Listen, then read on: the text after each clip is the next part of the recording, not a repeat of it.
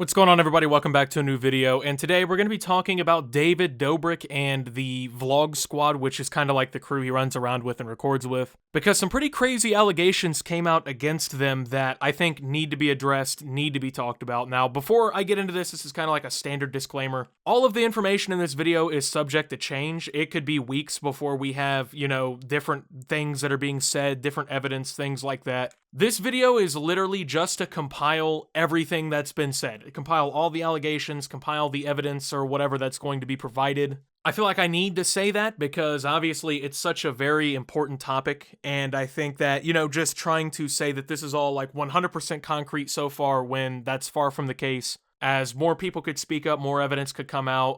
Of course, David hasn't, as of me making this video, has not come out and said anything yet. But a woman who was actually featured on David Dobrik's channel as part of his vlogging content has come forward with some allegations against the group who she was actually participating with in a video, the Vlog Squad. And these are some pretty serious allegations, okay? So we're going to go ahead and jump right into this entire thing. This all came to my attention with an article from Business Insider, which I'm actually going to be linking down below as well. This is the free, preview version of the article because Business Insider has paywalls and whatnot on their website. By the way, those never work for me. I just want to say, you're not going to get me to pay for your newspaper by holding information hostage over my head. Now, a group of 7 college students were on their way to meet David Dobrik, but Hannah did not know who he was. The friends piled into one of their cars to go shoot a video with Dobrik's YouTube famous posse, the Vlog Squad. Hannah knew her friends watched videos made by the group, yet had no idea how famous they really were. At the time, November 2018, Dobrik was about to surpass 10 million YouTube subscribers and was well on his way to being one of the platform's biggest stars. David and the Vlog Squad are known for their fast-paced comedy videos that have been described as half-scripted. The content feels like a mix of reality TV, improv, and situational comedy. By March 2020, he'd been named Gen Z's Jimmy Fallon by the Wall Street Journal, living in a $9.5 million mansion with a $200,000 Aston Martin, thanks to lucrative sponsorships with brands such as SeatGeek and Chipotle, which once sold a burrito named after him.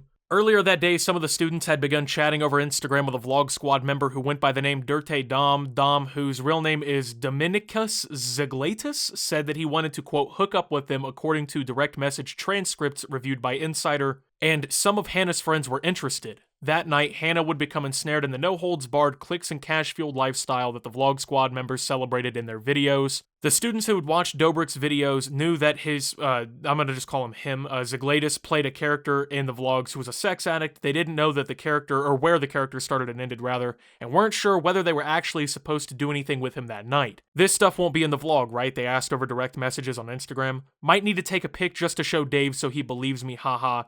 He, age 23 at the time, replied, presumably referring to Dobrik. Hannah, a 20-year-old sophomore at a private liberal arts school in Los Angeles at the time, didn't know what to expect, but she was up for an adventure. She said she couldn't have predicted what would happen that evening, she said, and the events have left her with trauma. In phone interviews with Insider, Hannah accused Zaglatus by engaging in activity with her that night while she was so incapacitated by alcohol that she could not consent. She says members of the Vlog Squad supplied alcohol to her and her friends who were too young to buy it themselves. Dobrik filmed Hannah at the apartment as she entered Zaglatus' bedroom with him. He edited and uploaded the footage as a, quote, threesome plot a few days later in a vlog called She Should Not Have Played with Fire. Before it was deleted at her request, it was viewed 5 million times. In late February, when Insider first reached out to Zaglatus about Hannah's story, he said he didn't want to talk to the Vlog Squad, or about the Vlog Squad, but would speak, quote, to his own achievements.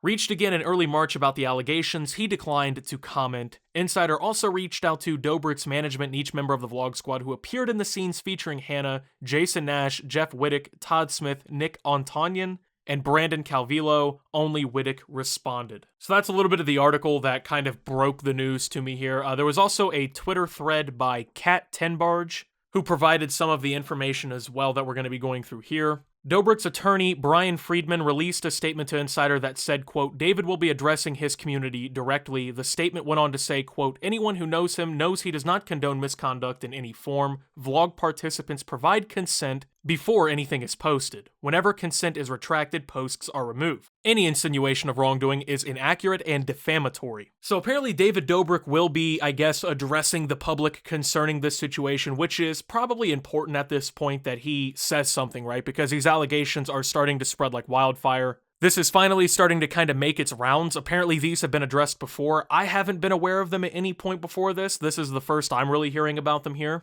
And I'm assuming that that's the case with most of you and most other people at this point, right? So this is starting to finally heat up. Let's see what he has to say, I guess. I got a feeling that it won't be more than anything than probably some stuff that was reviewed by a lawyer or whatnot. I would assume that David Dobrik would have a legal team or somebody, maybe like a counsel, come up with a statement for him. But to continue the story here, she returned to where her friends were sitting, she said, and around that time, she said a couple members of the vlog squad returned with a bottle of dark-colored liquor. Trisha Paytas, a former vlog squad member, told Insider she was at the apartment for about 45 minutes that night with Hannah and her friends. Paytas said the night was, quote, not a good situation. She said she left because the women were drinking while underage, which felt, quote, insane to her. She also said the women made it clear that they did not want to have any group affiliation with Zaglatis. Hannah says Zaglatis guided her in through the door and said that she quickly turned around and told him that she wanted to go back to where her friends were, but Zaglatis blocked the exit with his body, Hannah said, and started asking her why she didn't like him and wouldn't date him. She says that he asked if they could hook up. She replied no. He was like, now you at least have to give me a kiss. I was getting really scared because he wasn't letting me leave. My friends were in a totally different part of the house. I was like, what happens if I keep saying no? So I just gave him a kiss. Now, of course, when you look at the uploads, which was screenshotted here, it is more or less portrayed as if like it's like a consensual threesome kind of thing. Obviously, blocking someone into a room and telling them they have to do something, not necessarily getting consent. That's what the story says. So the story obviously is at kind of the odds of where the vlog squad, I guess, kind of portrayed all of this situation in the first place. Here's a clip of David talking on a podcast, basically confirming that he saw other men in the vlog squad go into the bedroom to kind of watch the whole act that apparently had happened. Yeah, my buddy Dom made an Instagram story, and he's like, I want to have a fivesome tonight, hit me up. And this girl hit him up, and she's like, I have friends. And she sent over all her friends' Instagram links. And he's like, yeah, come through. And 7 of them ended up showing up. And then they all, they were, when they all got there, they were like, oh, no, I don't have sex. I don't have sex.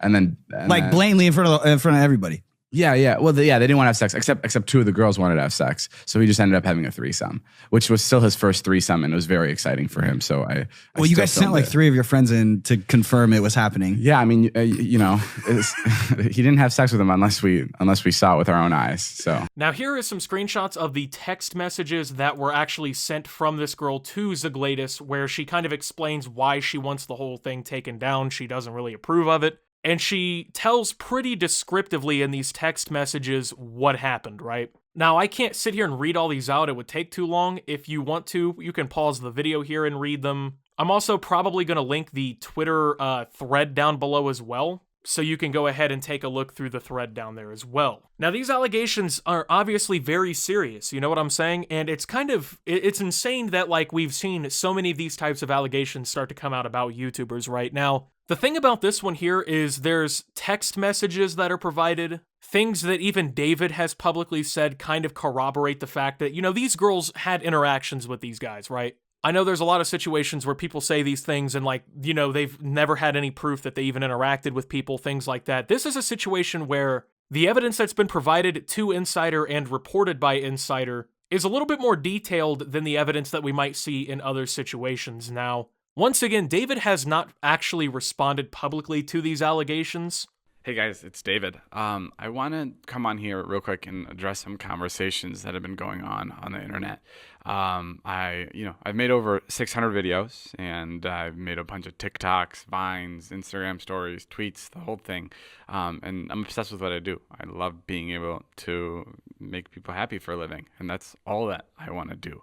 That being said, consent is something that's super, super important to me. Whether I'm shooting with a friend or shooting with a stranger, I always make sure that whatever the video I'm putting out, I have the approval from that person.